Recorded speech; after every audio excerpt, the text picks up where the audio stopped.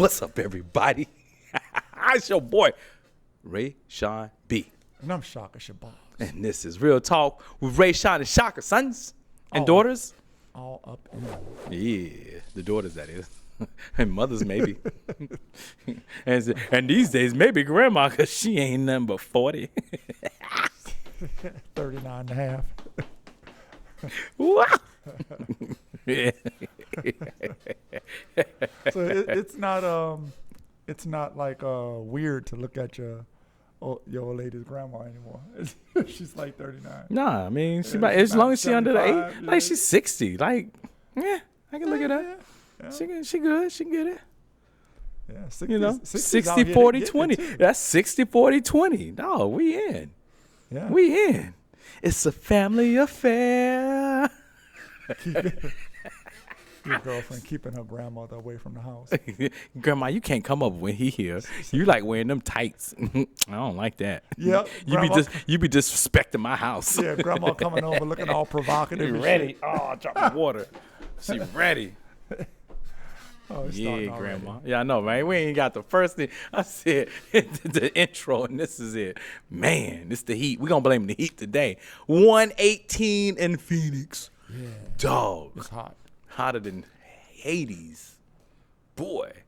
When I do go to Hades, I'm gonna be ready, boy. I'm trying to tell him, devil, turn the heat up. I'm from Phoenix, son. Ain't got time for this cold weather. He gonna kick me out. But I ain't leaving till I yank his tail off or something. Damn. Mess with him, dog. Slap one of them Wow. horns. I'm gonna let you and the devil handle that. I'm gonna slap one of them horns. Which, what? I mean, I'm dead. What he gonna do? But you're gonna feel it for eternity. I mean, after That's what the Bible said. after 500 years, I'm probably gonna get used to it. I don't think so. That's not what the Bible said. Yeah, man. that's fine. I'm just losing real life thoughts. The Bible said you're gonna feel it over and over and over again through Oh eternity. man, what they gonna? I mean, how did that This happen? Torture is burning. How's that work? I don't know how But it I'm works. just saying. I mean, I'm probably going to two things. One, anything that happens for a long term, you get used to it. Okay. Two, my soul is represented as a flame. So how you gonna burn my flame? Ain't that gonna make me more powerful? I think you asking the wrong person. Ain't that like taking a match and be like, I'm gonna burn you up and you throw it into a forest fire? That motherfucker probably happy. Look at me, dog, mama, I made it. I'm burning up trees now, son. I'm burning the whole forest. He gonna be like, yo. So I mean, I just trying to figure that burning forever out. You don't have to figure it out for me. I'll figure, yeah. And I'm from Phoenix too. Yeah. Third thing, I'm from Phoenix. Who you trying to burn, dog? Yeah, but This 1,000 degrees don't mean nothing to me, son. Wow. I'm from Phoenix, man. You better get real. 115. Let's just say 115 degrees. Yeah. To 1,000 Yeah. degrees. Wow. My body going anyway, so I'm good. How do you know that? Cause I'm dead. Yeah, but how do you know that your spirit ain't feeling your? Just my spirit gonna leave my body, and it's a flame, and everything remembers it's hot. You just 190 got it million. all figured I out, do. I always gotta figure it out, man. Come in this. I create the universe. I create these things. If I'm going there, I'm gonna go ahead and create that reality, son. I'm gonna create it. Devil, sit down, buddy. Sit down. Shock is real. It's real. Ah! And then I'm stop. But yo, remember that girl from your high school that you like? She right next to me, dog. Ow! She gonna have a little angelic. She wings probably ain't on. gonna. She probably ain't gonna feel it either. She was already burning. That was a good one. That was a good one. Wow. That was a good one. Damn. I know, right? So, Yeah, you are going to hell. with gasoline draws. What's the subject, man? I don't know, but first, let me give a shout out to Black Steel Fitness. All up in them. Oh, man. Yes, sir. 3912 East Camelback Road here in Phoenix, Arizona. Let me say it. Arcadia. Let me say it. Say it. Damn, you said it, man. In the heart of Arcadia. Word. That's why he's trying to get up all up in them to the heart. Yeah. Past the thought. Yeah, man. Ventricle vessels and valves. There you And go. yeah. Or was it? Stimulating veins. Oh, man. Crushing arteries. Compressing back bones. Massaging your heart muscles. Damn. Squeezing your lungs. Oh, man. Yeah, anyway, whatever you need, man. We got to get it right here. We got them weights for you. We also, as you see, got them jokes, but we got the weights. We got the classes. We got the trainers. We got everything you need to be the best you can be. And if you over 40, we really, really target that. We make sure that you know what's going on with your body, train you up in the proper manner, because it ain't the same as 20. And I know some of y'all trying to work that like that, but it ain't going to give you what you want. Come here, let us guide you. Fit over 40. Everybody's welcome, though. But to those that are over 40, come see us. We're going to make it right. You're going to lose that weight. You're going to gain that muscle. Men, you lose about 3% a year. We got clients that gain 1% each year, and they're over 60. Come see us. Black Still Fitness. That's right. Yeah. That's all. Now we're here. Oh, man. So, yeah, topics today. I mean, this is all over the place. But first, before we start that, you just rushing stuff. How you doing, brother? Outstanding and getting better, my brother. Oh, man. Church is in session. Yeah. Blessed and highly favored. Yep. Well. How you say it? Let the church say there amen. You go. I've been away for a minute. Now, wow. Coming up. I remember that one. My grandparents used to love that. On the rough side of the mountain. Yes. They used to play that all the time. I'm going to hold up with your phone to God. Well, I guess we better stop playing. Yeah, exactly. That's what that means. I guess you better stop playing. Clearly, I'm all right. I know the words to the song. I saved myself. As you fly down to the depths of There you go, dog. I got you. hedonism. Huh? Of As what? you fly down to the depths of hedonism. Man, ain't no such thing as that. Uh-oh. Not with me. Non-believer. Not with me. I'm God Todd. I'm past that. I bless the world with joy and power. There you go. That's what I'm saying. All up in them. Yeah. I mean, yeah. Yeah. Praise the Lord. Yeah. See, that's why they messing with you. You don't know how to act. Anyway, man, did you hear about that Gerard Jackson lynching thing in Illinois?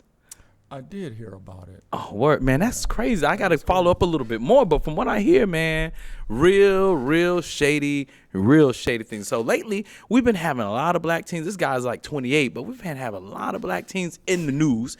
You know, my thought is it's never changed. It's just that, you know, we got cameras and things, and every so often they want to push a narrative that kind of upsets or excites people. You know, my thing is a lot of times it's fear, and they need some type of energy. You know, like we need these people's energy to kind of move something forward. So they push out different things that get people all upset and ready to go. It ain't never changed or any different. It's just that it's highlighted for a moment.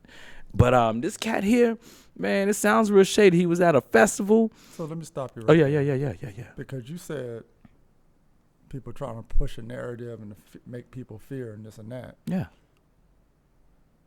Shouldn't that be something that is discussed and talked about? I mean, should a person just be killed or die under suspicious circumstances and everybody's just whistling Dixie and not even caring about it or not saying nothing about it? It doesn't make the news, or no, it's not bringing awareness to, I mean, there's a whole family that's lost a child. No, I'm not saying that. What I'm saying is, yeah, but how do you if people get upset about it, understandably so, how is that?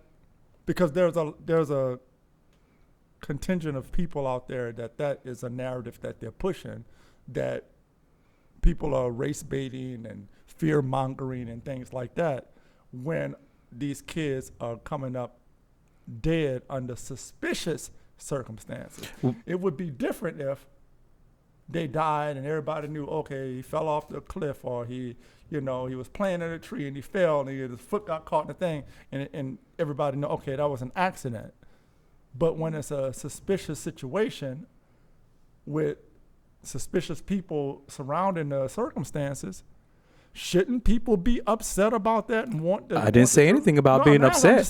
I didn't say. I said fear. I said I didn't say they're fear monger. I said they do things that cause people to fear. Now, being upset, talking about it, and making preparations, maybe making plans to change things, figuring out how to go, confronting the family. That's all things that need to be done. Yes, it needs to be out there, but as a society and as people, especially in groups, we tend to take that energy, and it a lot of times goes into a fear base where parents are, oh, you can't do this now. We can't, and it turns into a fear. And what I'm saying, so what I'm saying is, a lot of things that's happening is happening, and it has never stopped happening from the moment that we hit this land.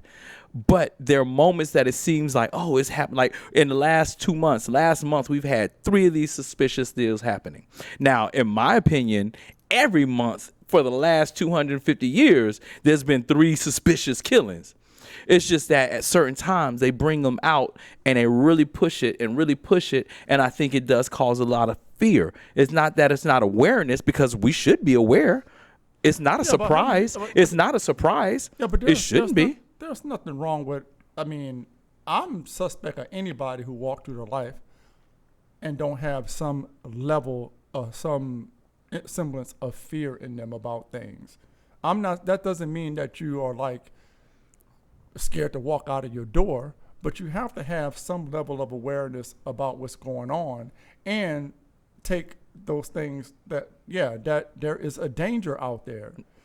That only heightens your awareness about things. Mm-hmm. But it's funny that, to me, mm-hmm. that we only use these narratives when it's a black person. I don't use that. I use that for. We said we. I'm done.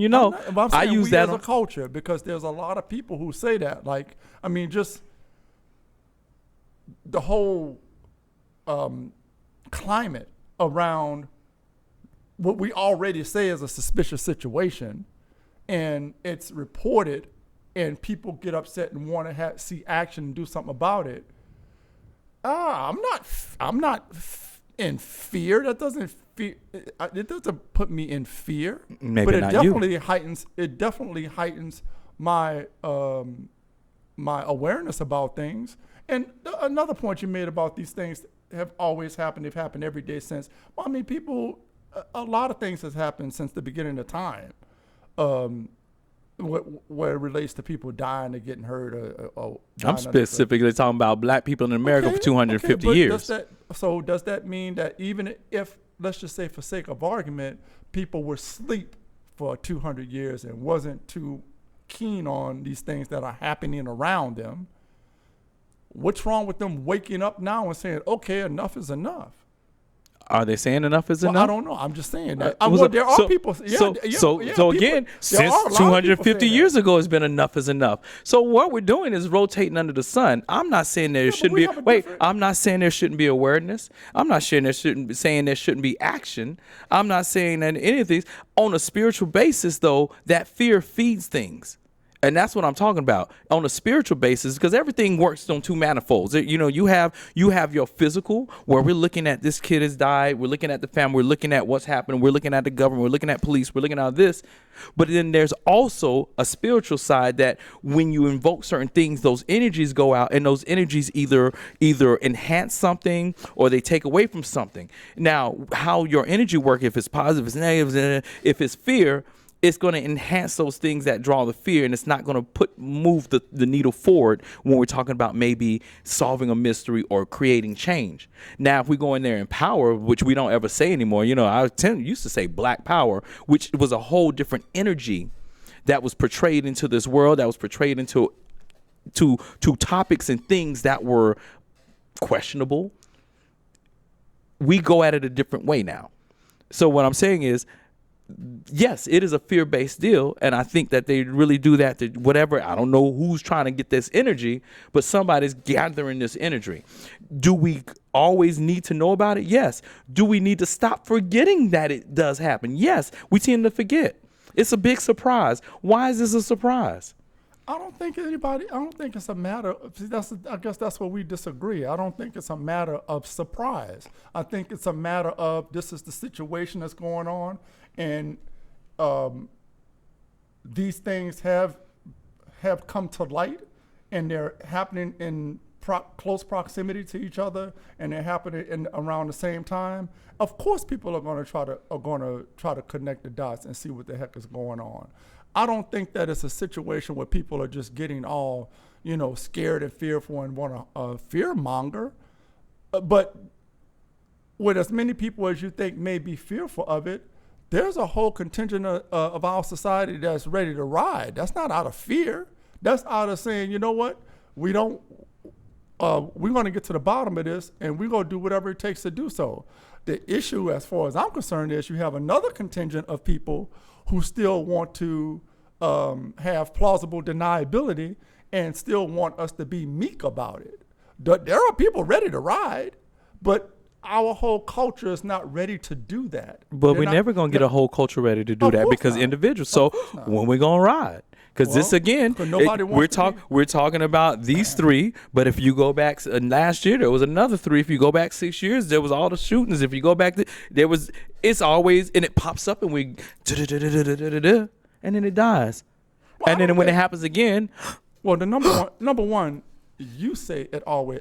I don't think it dies. Things happen in different, like you said, things are always happening. And in those locales or in those places, we may not hear about it. It may be a whole city in an uproar about a girl that was found dead somewhere in, I don't know, upstate New York. And the people of upstate New York, it may not have made national news, but the people in that community addressed it and got on code with it maybe, and they did something. This instance right now is something that just happened to catch national news, and it may seem a little different. But I don't think that it's a fear-mongering thing because people are bringing attention to it and plastered. Yeah, it needs to be plastered all over the place.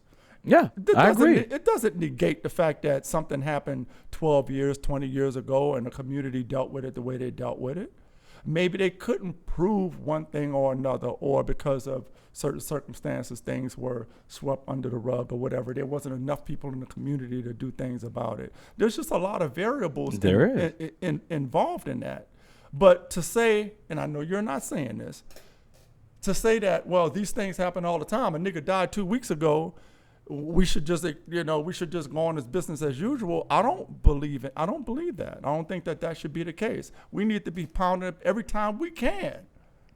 I agree. We need to be raising hell about it. I agree. Different people raise hell in different ways. Right. Now we have this new medium where if major news outlets and law enforcement apparatuses are not doing what they're supposed to do and bringing light to it or doing something, we have an amazing platform now where people like you and me can talk about it and send a signal out to other people and that's what's happening with this. Yes. Now, of course, there are always opportunists and there are always people that's going to do it for the gram. That goes without saying. Right. That's what major news outlets do. Yeah, I mean that's a good way to get it out. I'm doing it for the ground, but I'm still giving them information. But you're still getting information out. Now, if you and I, who don't watch the news or whatever, or people who don't watch the traditional news, we're on social media and we catch wind of it, and we want to go and get on our microphone and talk about it. That is just the way things are going to work now. But what people are going to say is, oh, you're fear-mongering. Oh, you're doing this. Oh, you're just trying to scare the community. Like black people are stupid or something. Like, we don't need people outside of the community. I'm on a tangent now. We don't need people outside of the community trying to regulate and tell us how we need to feel about how we act on something, how we act on these things, or how we talk about it, how we bring awareness. We don't need you for that. The only thing we need is justice. If it comes out that something else happened and it didn't go down the way it appeared or whatever, we're just saying, let the facts, do your due diligence, do the investigation to the letter, and if it comes out that it wasn't what it was, most people, that's what we want. Yeah. We don't want it. We don't want the facts to come out that, in fact, this person was lynched. No. We'd rather hear that, oh, the dumbass fell out of the tree and just caught his neck on a branch or something. I mean, you know what I'm saying? Whatever. Or the dumbass was drinking, which I don't believe this narrative, but just what they're pushing, that he was drinking, he fell off the boat, and he drowned. Kids got scared. You don't think the parents would rather hear that than to hear that their child was beat up or their child was murdered? Of course. Horrifically. But there are people out there that are saying that you just want to create the narrative to scare. No, people are not doing that. What they're saying is what people are upset about is the weird stuff that's happening around it. Of course. When you see law enforcement, coming out with saying weird stuff, that has nothing to do with the investigation. When you see weird things happening with autopsies. So my question is, so what are we gonna do? Because this sounds just like Bland. People are doing something. I mean, so but how do we? Trump is on it. Huh? No, but seriously, we are doing something. We're doing what we can do, and that is using our voices, trying to put pressure on local law enforcement, because they, for all intents and purposes, they are very determined to carry out their traditions, if you will. Yeah. If it ain't 2,500 people that witnessed it, and there are 4 white people that's willing to put their lives on the line to verify that the thing happened, they're gonna do whatever they can to, that's what I'm saying, to protect their son, or to protect their job, or to protect their homies or whatever. Look what happened with Ahmaud Arbery. Yeah. So that brings me right back around. Like, what are we gonna do? And we shouldn't be so surprised. And I wonder what energy is trying to be siphoned from us, because it goes in waves. It's there. We know all this. Look at our energy. We're talking about it, and we have just raised this thing all the way up. I'm not saying that it shouldn't be, but I'm just saying. I'm just saying it's all the way up. Who's getting this energy? Because energy is not destroyed. It's given. It's shared. It's always there. Yeah. Who's ciphering this energy? That's all I'm saying. I'm talking on a more spiritual basis when I talk about that. I'm not saying that it's not. You don't fight a war. Actually, you do. You fight it by spirits. No, you don't. Well, spirits. You know how Haiti beat France? Voodoo. Everybody always come up with this Haiti, France. No, I'm saying that's how they won. That's why they got there, and that's why voodoo became such a bad deal. They beat Napoleon. Napoleon was the number one. France was the number one army in the world at that time. And they fought, and they used spiritual methods to win. Okay. It's proven. It's proven. You're from Louisiana. You know that spiritual methods win. You know that shit changes on certain spiritual methods. I don't want to debunk what you're saying. If you could, you would. Well, I mean, yeah. You ain't gonna go down there and say I'm gonna debunk it. Credit to you ain't gonna go to that house on the corner with that sage and say I'm gonna debunk this. Exactly. So let's be real. It's easy to debunk over here in Black Still Fitness on this camera, but let's go to that corner on La Salle Street in New Orleans and see Mother Chloe and debunk that. Yeah, exactly. You ain't hype about that. Well, those things have been because it's spiritual. Debunked many times. Really? But, yeah. Let's go back a little bit. It could be debunked many times, but people ain't gonna go do it. Wait, hold on a minute. Number one, the main reason that Napoleon lost is because Napoleon was fighting too many wars on one front. Cool. Too many fronts. That's fine. He overextended himself. Yeah. That's why. Yeah, I agree with that. However, you were I do, but you were still fighting. You were still fighting slaves with pitchforks and sticks throughout the woods. It wasn't that simple though. You're simplifying the whole thing, and I don't want to make this no history lesson, but you're simplifying it. But okay, fine, all right. You're saying that they won. But their spirituality, the incense and the hoodoo did not stop. If it was that powerful, it would have stopped what happened after that. What happened after that? Nothing happened to them physically. They just got cut off financially. Okay. They got cut off financially. Okay. The whole world stopped trading with them. Now y'all keep that the cane in. We ain't gonna mess with you no more. We go to these countries and everybody cut them off. No, physically they didn't touch them no more. They cut them off financially. We just ain't gonna fuck with you. Okay. And they never figured out a way to kind of cross that. They should have used the hoodoo to. No, I think they did, and they figured some stuff in Haiti. Yeah. Okay. All right. And it just kept getting thwarted. You know, they will cut I'm more like, money. what We're gonna Haiti are cut. you talking We're about? gonna cut money again. We're gonna cut it again. Like they just kept getting cut. Okay. You know, then you bring in harp and all types of stuff, and then, you know, you're in a terrible position. I mean, think about it. It must have been powerful for all that to happen to this little country. So you're saying we got to fight all this stuff with incense and goodwill. And hot ones and that's Holy it. Ghosts and because again I said two things. I said right there's there. a physical and a spiritual. Pow! No, this person over here might have a doll, and this person might have some hot ones. Put them together, and you got victory. Well, Everybody in their place. we have a whole many You know? communities who are spiritual and religious, and they are focused on kumbaya and all these. I ain't saying nothing about kumbaya. I said that. I didn't say you said that. They're So focused how on you gonna those win with things. kumbaya? I'm just saying. Well, you said sage and all that. I didn't say nothing about sage. Well, you did say something about sage. I said Miss Chloe on LaSalle Street in New Orleans. I ain't say nothing about sage and nothing. Miss Chloe on the South Street just got out of prison 2 weeks I know, ago. cause some voodoo dolls, daggone made some people go missing, and they had to do something, cause it was getting dangerous out there. Shoot, I'm with you, Miss Chloe. I'm with you. Fight the power. But anyway, so Yeah. you okay? So you taking that route with it, but I don't think that is what's going to change. And when I say change, take that back.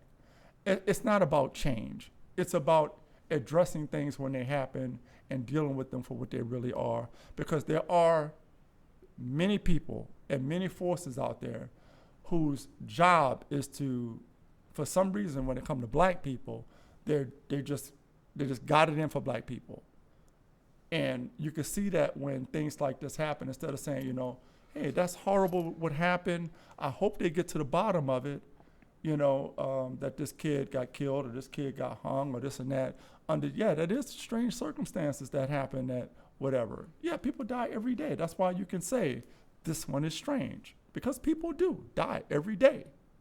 So instead of doing that, they will be mean and inject all these different narratives and talk about how there's black on black crime in Chicago and how, somebody got shot around here running out of a liquor store, and they'll talk about all of that stuff instead of talking about this thing right here that a group of people is talking about. And there is something, you have to think that there is something to that. Why are you that invested in changing or creating a narrative about something that, for one, has nothing to do with you? You're not in the black community. You're at best peripheral to it, but you have an investment. Yeah, you know what? Shifting or changing the narrative or saying there you people go again. Even when someone dies. Yeah, they have that. It's vested. It's historical. It's Right. financial. It's power. It's a lot of things that go into that. Yes. Yeah. So Somebody got to keep the order. So yeah, they have that. Those of us who understand that and continue to beat the horn as loud, beat the drum as loud as we can, and make as much noise about it as we can. We don't want to hear from people about, oh, you making noise and this and that, because we don't. So care. question for we me. don't care whether you think somebody is dead. Question. You were like, we need to, when these happen, we got to bring this. We got to deal with the situation as it is. We're always on a reactionary basis. Well, how can you? Listen. Somebody dying tomorrow. I didn't say avoid it, but we're always on a reactionary basis. When are we going to go on a more of a creative or I want to say attack, but on a preemptive basis when we know this happens all the time? Well, what would you suggest a preemptive thing would be to do if somebody's going to die 2 weeks from now? I don't know if YouTube will let me say that. I don't know. I don't know, but we're on the I mean, I have my thoughts what I would do if my situation. I have my thoughts what I would do. It would be reactionary, but it would also be preemptive. Well, I mean, if my son or my daughter came up missing under nefarious circumstances, and I were the type of person if I was a retaliatory person, meaning that, listen, there are people in our society, white, black, or whatever, I don't care who they are, around the world who, You don't have to mention nothing about prison or, losing your riches or losing your home or all that stuff. They see white. They don't care about none of that. They're going to handle it. They don't care about all those things that most of us care about. True that. Right? So they're going to handle it. Yeah. You mess with one of their children. Yeah. You just better make sure you're somewhere where they can't get to you. That's it. All right?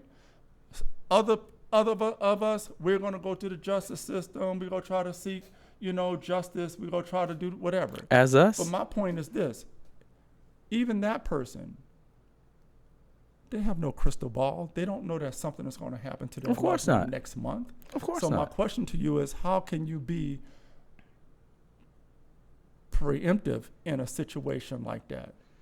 The several ways. You said a couple of weeks ago that when we talked about some of these guys, your parents move into a neighborhood. They think they're feel like they're moving into a better neighborhood because living and we always use a narrative about always the hood. You just move into a better place, a better neighborhood. You're going to a better school, but you have no idea that the person that you move next to can't stand black people. Right.